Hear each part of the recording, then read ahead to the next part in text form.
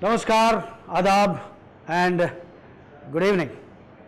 My name is Krupa Shankar, and today we are discussing about books which can inspire and transform our lives.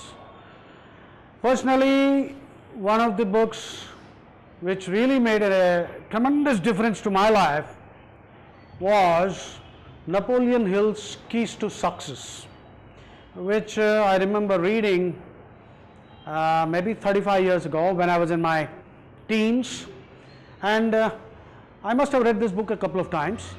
Now the wonderful thing about this book is Napoleon Hill, we need to take a peep into this man's life to understand why this book is so wonderful.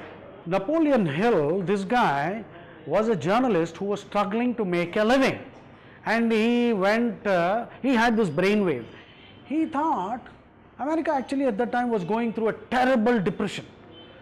And he had this brainwave that in case if I write a book about how to become rich, then everyone should be wanting to read that book.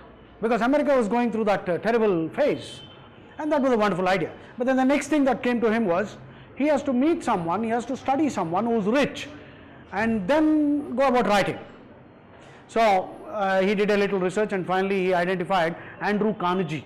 He lived in a different part of America. He traveled all the way to America to meet this man, and as the story goes, that man refused to meet this guy for 3 days, and this guy was waiting in that guest house or something.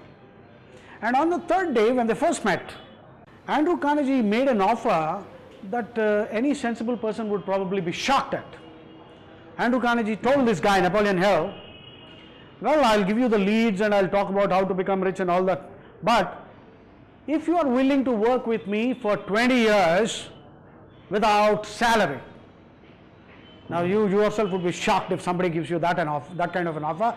And this guy, I believe what he was doing was he put his hand into his pocket to check how much money he had, because he wanted to check whether he had money enough to take the return train back home, where he came from a different part of America.